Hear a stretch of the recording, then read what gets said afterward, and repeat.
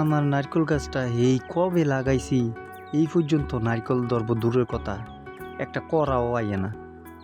মনে হয় মানুষের মুখ লাগছে। মানুষে যে কয়, মানুষের কথাই ঠিক, আমার গাছটাত মানুষের মুখ লাগছে।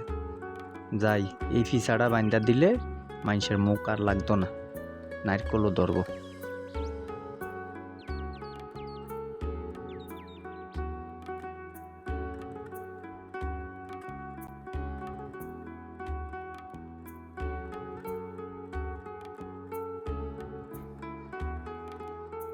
রশিদ, তুমি এটা কি করতেছো?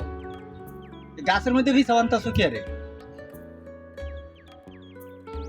আসসালামু আলাইকুম করিম ভাই, ভালো আছেন নি ভাই?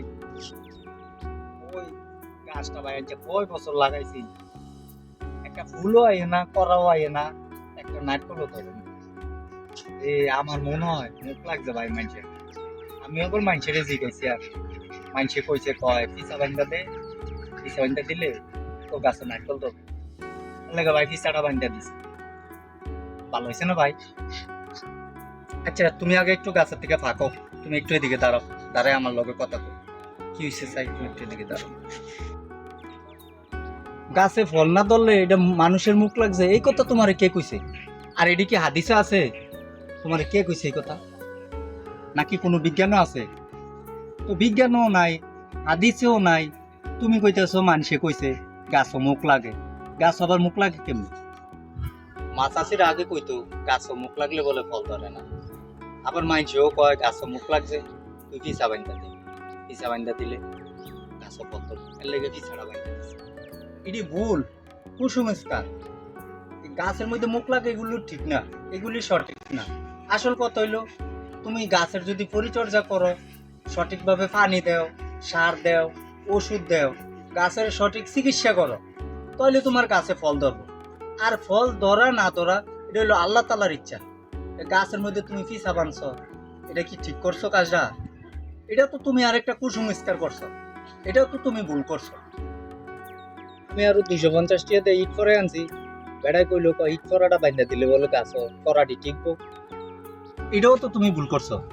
এই যে 250 টাকা দিয়ে ইট ফরা আনছো, এই 250 টাকা দিয়ে তো তুমি বাজার থেকে দুটো সার আইনা গাছটা গুড়া দিলেও কাজ হইতো। তো এইগুলির থেকে তো বাইরে আইতে হইব। তুমি এটা না করে তুমি কৃষি কর্মকর্তার কাছে যাইবা, যাইয়া পরামর্শ লইবা কিভাবে গাছের পরিচর্যা করতে হয়, তাহলে তোমার আসল সমস্যার সমাধান হবে। এই ইট ফরা ফিসা বাইন্দা দিলে তো সমস্যার সমাধান হইতো না। এগুলি আর জীবনও করবা না। এগুলি কেমন ধরনের কাজ? হ্যাঁ, আপনি আমার হজাক করে দিয়েছেন। আমি আসলে অহন থেকে আর কুসংস্কারে অন্ধবিশ্বাস করতাম না। এখন থেকে মানুষের উল্টাপাল্টা কথাও ধরতাম না। আমি গাছের যত্ন নেব।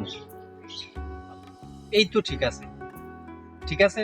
তুমি গাছটার একটু পরিচর্যা করো, আর পারলে একটু গাছে পুরো একটু পানি এনে দাও, ঠিক আছে? আর এই ফিসা টিসা বান্ধো না, ইট ফোরা গাছে কোনো ফল দিতে পারতাম না। এই ইট ফোরা লাগতো না, পিসা ফোরাও বান্ধা দিও না। ফল দেওয়ার মালিক আল্লাহ, ঠিক আছে? তাহলে তুমি থাকো। আমার অনেক বড় উপকার আছে, আমি এটা করলে লাইতেছি অনকার থেকে আমি আর এই ইতান ফিসা টিসা আর বান্ধব না।